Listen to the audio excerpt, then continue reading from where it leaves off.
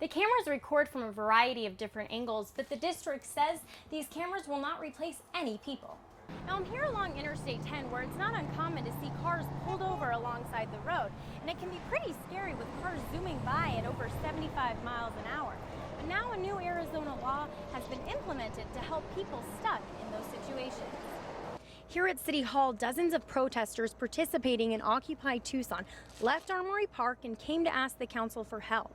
They want a citation to be changed that would allow them to get out of paying these citations Tucson police have written them for staying in the park after hours. And for some protesters, this means thousands of dollars. You're stuffing the bus to collect supplies to send over to Japan to help with their relief efforts. Harry Potter superfans are waiting in this extremely long line. It wraps all the way around the corner here. Some people have been in the line for over 10 hours, and they're dressed in costumes that look like they came right off a movie set. And to add to their look, they're wearing these 3D Harry Potter glasses to really help the movie come to life. County's provided them sandbags, obviously sand, and a shovel. All residents have to do is fill them up and take them home. Homes out here are so far spread out that law enforcement agencies are going door to door warning citizens they should evacuate. And to let them know they've already been here, after they leave, they tie caution tape outside of their homes. The facility was designed with the patient's safety in mind. A nurse sitting at this desk here can see into all clients' rooms.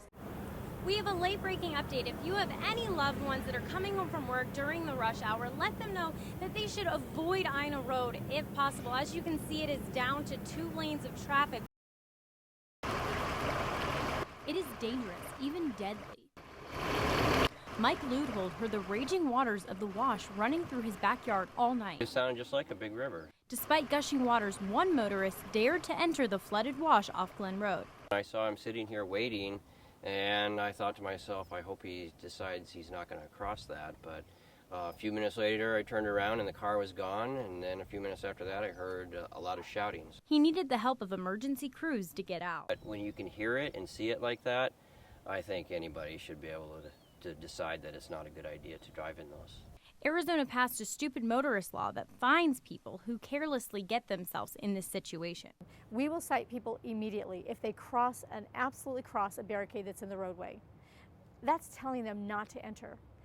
However, in order for the law to be applied, some requirements must be met. First, water has to be covering the road. Second, barricades need to be up. And last but not least, someone actually has to be rescued from the vehicle. Police are still investigating whether the driver in this case will receive a ticket. But if not anything else, it should be a lesson for others of what not to do during the monsoon. Motorists need to understand there's always another way to get somewhere. Find it. For KOLD News 13, I'm Christina Grande, live local, late breaking. It's summertime and students are struggling to keep busy. It forces them to use their imagination. Now that could be good or it could be really bad. Kids, don't try this at home. I was just inside looking at the chimney, thinking, what would happen if I went inside there? That idea led William to a tricky, or you could say tight, situation. I was just looking up in here and thinking, I can probably make it up here. So up he went. I hit this lever right here with my head. That's when his adventurous side took over. I went up here, and I climbed through here.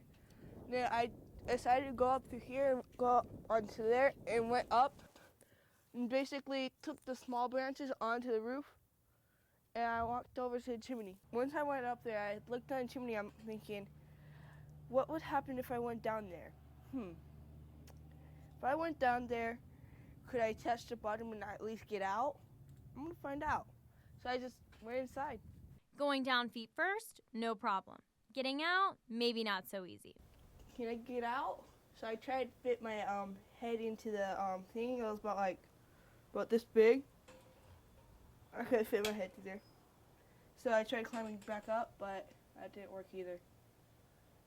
So I just yelled, Grandma, Grandma. It's like, help, I'm stuck. His grandma called 911 immediately. When we got here, the crews identified that he indeed was stuck, and it was serious at the time. Firefighters were able to talk with William through both sides of the chimney. They first assessed that he was okay, he was breathing, he wasn't unconscious, he was talking to them, answering questions appropriately. And between the two crews, they turned him around and got him safely out. I said I was going to stand up because I was able to. So I stood up and put my hands in the air. And one of them just reached in. They pulled me.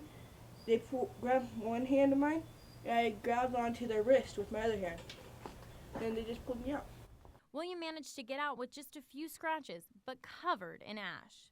And while curiosity may have not killed the cat this time, firefighters urge parents to get kids involved in camps to keep them out of trouble. It's hot. You have no business being on the roof anyway. You don't want to be outside. Go to the pool, read a book, stuff like that. One thing's for sure, being stuck in a chimney for 30 minutes definitely taught William a lesson. This was stupid.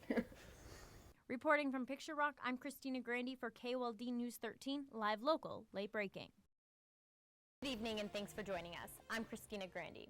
A Night on Your Side Crime Watch tonight. 9 on Your Side has learned more about the last moments of a first grader's life just before he was shot to death. Once again, Mitt Romney is the tortoise in the race, keeping a slow and steady lead. ABC's David Curley reports. There is one scary thought the Arizona football team would rather not even imagine. That is, what happens if Matt Scott goes down with an injury? In 2009, the National Highway Traffic Safety Administration found that about 500,000 car crashes were caused by distracted driving. One of the biggest distractions, texting. What if your doctor prescribed laughter as medicine? Sounds a little odd, right? Thousands of people in Tucson get FODAR radar citations sent to their homes each year. The ticket provides options of how to respond to them, but one crucial fact may be missing.